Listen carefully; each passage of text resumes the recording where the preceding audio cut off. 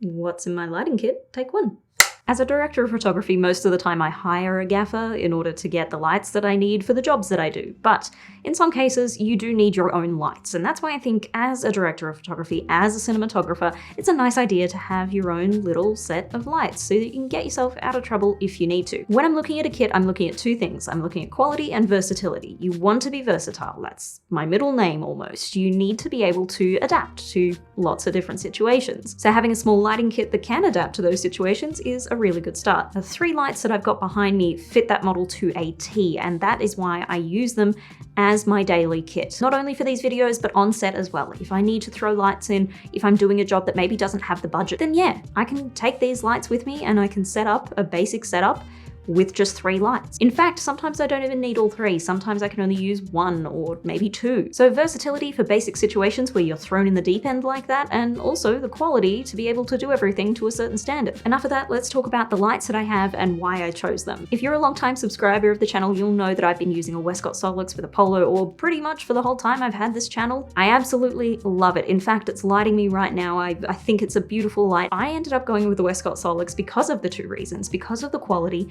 and because of the versatility. So it came with the Apollo orb, which means I could create a huge soft light, and it also came with barn doors, so I could use it in other circumstances as well. However, you will notice behind me, and you may have noticed in my recent videos, I have actually switched out. I now have a Forza 60. This is the mono version. It's just single color, just daylight. And why did I go for the Forza 60, and why do I think it's better for what I'm doing than the Westcott? Well, it's a smaller setup, much smaller in fact. It's like a fraction of the size. I can carry it around when I'm doing these sort of jobs where I don't have a hand to help me carry things around. It's quicker to set up, it's nicer to use, and one of the things that I think is really cool is you can turn the fan off in these as well, so you can use it in super duper quiet situations, like an interview. Whereas with the Westcott, it has a fan, it is audible, you can remove it, it's not terrible, it's not super loud, but it is there, and you can't turn it off in that light. But both of these lights have very accurate color, and that's the one thing you kind of have to keep in mind about using anything that is LED specifically. You need to make sure that the color rendition is really good. Not so much now, because the technology has kind of upped its game, and there are a lot of cheaper options out there that don't show these kinds of things, but it does still happen, so it's something to keep in mind. Either way, these 2 lights, perfect color, no complaints. I got the Forza 60 as part of a kit, so it came with a bunch of accessories to make it more versatile. It came with a set of barn doors, which also had a Fresnel on it as well, so I can focus the light if I want to. If I need to keep it really small, I can do that. Otherwise, I can just put it into the softbox that's behind me and use it as a larger soft light. It also came with a really cool battery handle, which runs on NPF batteries, which I use for my setup anyway. In fact, this light here, which I'll talk about later, runs on NPF batteries. The Blackmagic Pocket 6K runs on NPF. So all of my accessories run on NPF. May as well make the lights do it as well. That means I can take this light, make it completely portable, put a couple of batteries on it, use it for photography even if I wanted to.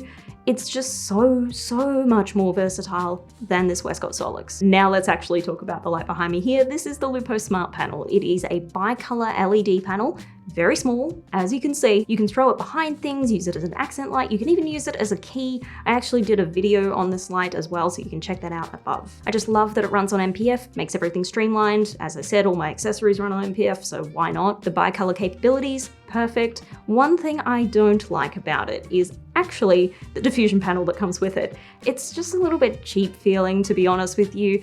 It's not something I would have liked to have seen in a kit like this. However, full disclosure, Lupo did send this to me, so thank you very much, Lupo. I really do like it. That's just my one gripe that I have. But then again, I'm thinking of modifying that as well. I'm going to cut it down, maybe put a couple of magnets on it and magnetize it to the front of the light instead, just to see if maybe that works a little nicer. Now let's talk about the final light in the kit, and that is the Lupo Action Panel.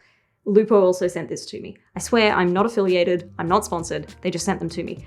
And I really do thank them, because they've really rounded out my kit really nicely, and they've shown me the versatility of their lights. You've probably seen this in use in a few of my videos. In fact, I do use it in every video. It ends up being an accent light behind me because it just looks nice spilled over my backdrop. But you probably have also seen it in action in my video on the A7S Mark III. It's absolutely beautiful for its size. It's not quite the size of a 1x1 LED panel, it is a little bit smaller, but in saying that, I still don't feel like I'm missing out by having such a small light. In fact, obviously, it just makes it more compact, easy for me to travel, and speaking of compact, when it actually came to me, They sent it inside this beautiful backpack. I honestly wasn't expecting much from a backpack, and I didn't expect to like this backpack very much, but I really do. It's comfortable, it's got nice thick straps, and everything on the inside is customizable. You can just move things around to whatever you're putting in there. I end up putting all of the accessories that I need for my lighting kit, so I put clamps in there, I put pegs, I put some gels, I also put this little smart panel in there, all of the MPF batteries, everything sits in there neatly, and it's very easy to carry. Also, it sits upright, it doesn't rock over. It's got a flat base to it, so it stands up. But enough about the bag, the light. It is HSI CCT, so you can pretty much set it to whatever you want. I usually carry a big old box of gels, and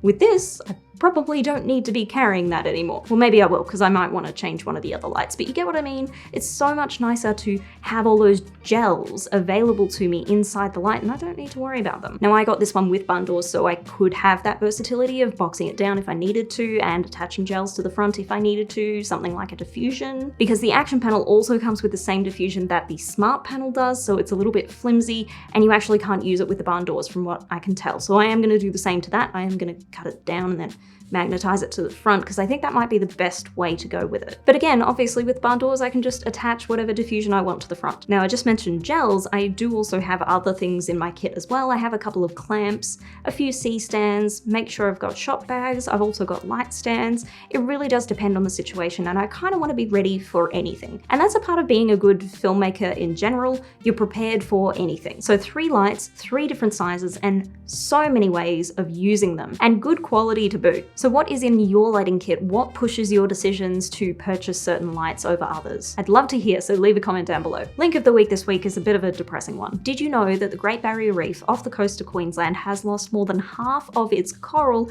since 1995 because of climate change? That doesn't seem like news to me. However, a new study has been released, and there's been a lot of articles recently in Australian newspapers or in Australian press about this sort of research that's been going on, and that we need to act immediately in order to stop this from happening, to stop the destruction of the reef. All the information's down below. I'm not going to tell you what to think. I know that some people don't think it's a real thing, and obviously I do. Renewable energy is the way to go. That's what I think. Thank you so much for watching, and I'll see you next time.